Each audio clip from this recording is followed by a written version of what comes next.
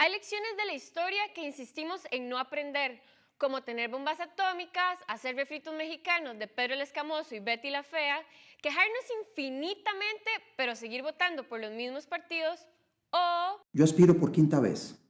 Sí, lo escuchó bien. Por quinta vez.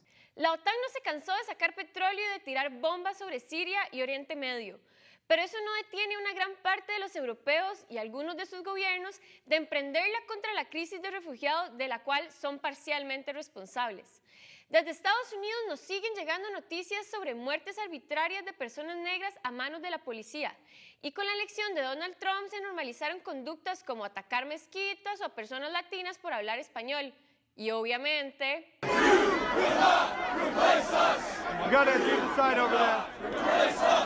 Y justito después, Otto Guevara alabó la sinceridad y franqueza de la campaña de Trump. Y ahí nomás dijo que iba a basar su quinta candidatura presidencial en echar a los nicas del país y hacer que no gozaran de las ayudas sociales del Estado. En el PLN no se quedaron atrás y algunos de sus precandidatos dijeron algo parecido. Marcar la diferencia con el PAC. Al igual que en 1940 no era seguro ser judío, gitano o comunista, hoy la vida es cada vez más peligrosa para las personas homosexuales, transgénero, inmigrantes, musulmanes, negras y para muchos otros colectivos sociales. Los discursos de odio que Hitler y Mussolini promovieron se transformaron años después en genocidios y guerra. Y al igual que esto, las palabras de Marine Le Pen, Trump, Otto Guevara, Justo Orozco o Agustín Laje hoy tienen consecuencias reales para muchas personas. No, que soy inocente. Karl Popper, uno de los filósofos más importantes del siglo XX, planteó que para que una sociedad sea tolerante, debe ser intolerante con la intolerancia. Porque si no limitamos las expresiones de odio, tampoco podremos limitar sus consecuencias.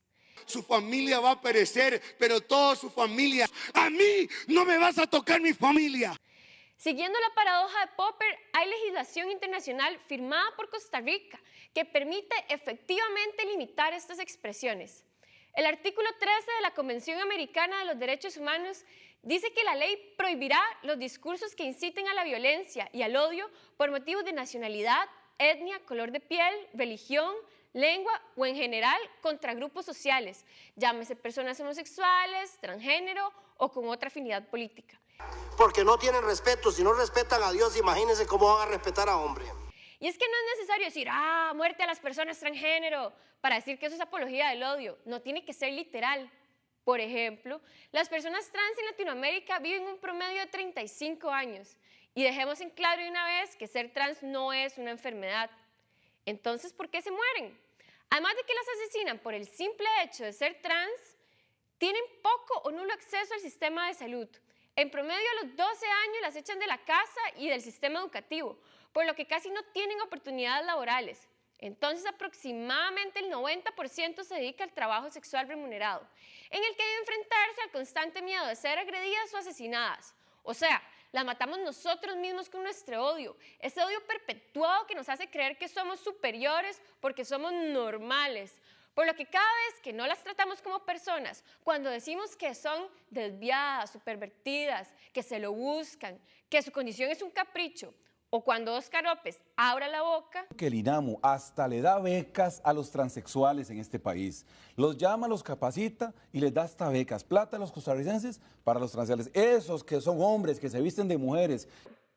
En Costa Rica la situación ha sido muy fuerte. Por ejemplo, la homosexualidad se despenalizó en Costa Rica hasta 1971.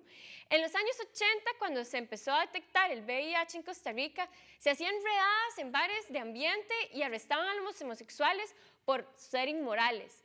Muchas veces les rasuraban la cabeza para exponerlos públicamente y que pudieran ser despedidos en su trabajo, a la vez que se propuso hacer pruebas obligatorias de VIH a todos los funcionarios públicos.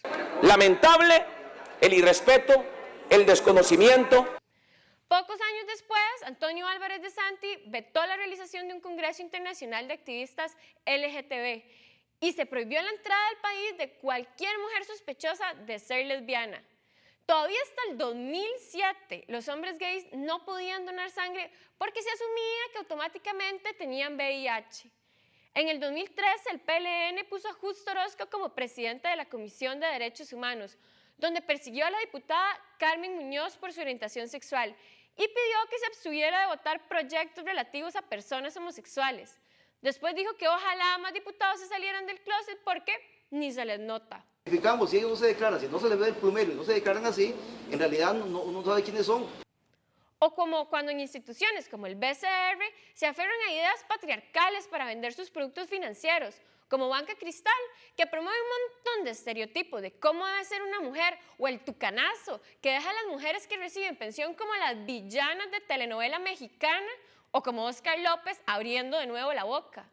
Yo no sé si a esa institución hay que cambiarle el nombre y en lugar de ponerle Instituto Nacional de las Mujeres, ponerle Instituto Nacional de las Lesbianas, porque cualquier hombre es muy mal visto. Y no olvidemos a Fabricio Alvarado, que promueve el oscurantismo sexual, quiere que le tapen los oídos a los chiquitos porque alguien puede decir tetas. Pero ya ese es un tema de madurez, por supuesto. A él hay que culparlo en parte de las altas tasas de embarazo adolescente, a quienes después no dejan abortar a pesar de que el aborto terapéutico es legal en el país. Y más bien el obispo Javier Román las llama valientes por soportar que les robaran la inocencia cuando fueron violadas. O como cuando Monseñor Francisco Ulloa culpa a las mujeres de colocarse a sí mismas como objetos sexuales por vestir sin recato. En la sociedad en la que vivimos hoy, hay relaciones sexuales de adolescentes con adultos jóvenes. Y lo último que debiéramos nosotros estar pensando es ver cómo mandamos a la cárcel a esos muchachos. Mantener este discurso nos imposibilita avanzar en legislaciones que vayan eliminando las disparidades históricas que sufren estos grupos. Por ejemplo, cuando vino la oleada de inmigrantes jamaiquinos al Caribe costarricense en 1870, sufrieron muchos problemas para integrarse a la sociedad costarricense. Hasta 1948, casi 80 años después, fue que se les permitió la libre movilidad por el país, votar y ser ciudadanos, generaciones después de haber llegado a nuestro país. Es decir, hubo personas afrocostarricenses que nacieron, crecieron y murieron en nuestro país sin ser reconocidos como ciudadanos. Las consecuencias de esta exclusión institucional es la brecha de desarrollo que enfrenta la provincia de Limón. Lo mismo puede pasar con la inmigración nicaragüense. La mayoría harán de Costa Rica su hogar, aportan a nuestra economía y nos enriquecen con su cultura. Y sea que a usted le guste o no, la descendencia de estas personas serán parte de los ticos en el futuro. Por eso queremos que tengan mayor cantidad de oportunidades por el bien del país. Así que dejemos de propagar mitos que como los nicaragüenses acaparen los servicios sociales, cosa que no es cierto. Por ejemplo, aunque de las personas en condición de pobreza un 10% son nicaragüenses, solo representan un 7% las políticas de combate a la pobreza.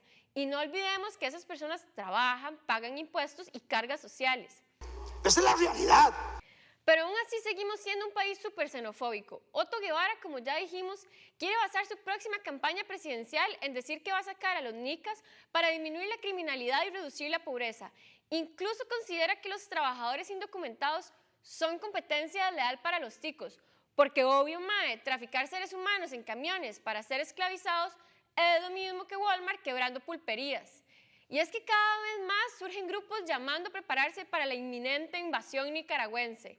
Uno de ellos, el del coronel Pizarro, se fundó a partir del odio contra los nicas y se instauró como todo un grupo paramilitar que se dedicaba a predicar el odio nacionalista, hasta que fue desbandado hace poco por sus nexos con el narcotráfico internacional. Y ni hablar de cuando explotó una polémica nacional porque se propuso cantar el himno nicaragüense en una escuela de la Carpio para el 15 de septiembre. Uf, ahí sí todos los padres diciendo que no iban a mandar los hijos ese día. ¡Alguien, por favor, quiere pensar en los niños! Sean obispos o diputados, sus palabras son dichas desde lugares muy influyentes, desde una curul, el día de la romería frente a todo el país, o con un grupo de paramilitares detrás suyo. Son palabras que resuenan muy fuerte y la gente se lo cree, que los nicas son violentos, criminales o parásitos, que las personas homosexuales sufren de una enfermedad, que son pervertidas y tienen SIDA, o que las mujeres son intrigantes y aprovechadas. No tenemos derecho los hombres a decir nada porque nos tildan de agresores, misóginos y con suerte hasta nos denuncian. Por eso cuando vienen artistillas como como Agustín Laje y Nicolás Márquez a presentar su libro negro de la nueva izquierda, donde dicen cosas como que la homofobia y los femicidios no existen, que el indigenismo y el ecologismo son financiados por el narcotráfico y que sostienen tesis peligrosísimas, como que la homosexualidad es una enfermedad autodestructiva o que hay formas de discriminación aceptables, nosotros tenemos todo el derecho de tacharlos como apologistas del odio.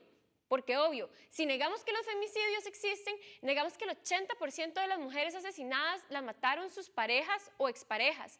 E indirectamente estamos diciendo que no es necesario que haya leyes contra la violencia doméstica o que las mujeres pongan órdenes de restricción a sus maridos violentos. O cuando Joaquín de Irala, traído a Costa Rica por Justo Orozco, plantea que la homosexualidad se puede curar con terapias, que casi siempre resultan en tortura emocional, y tras de eso que deberían dejarse de financiar las luchas en contra de la discriminación y pasarse esa plata a programas públicos de curación a la homosexualidad. Es importante que no nos acostumbremos a dejar este tipo de ideas sin responder, porque recordemos que tenemos que hacer que la conciencia avance, porque hay gente que quiere que retroceda. Hay países donde cada vez todo se parece más a Alemania de 1940.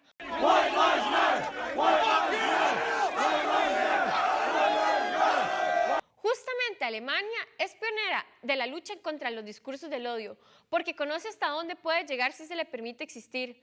Allí se multa a cualquier red social que no borre en un plazo de 24 horas las formas de apología racial, bélica, nacionalista, homofóbica, transfóbica, etc.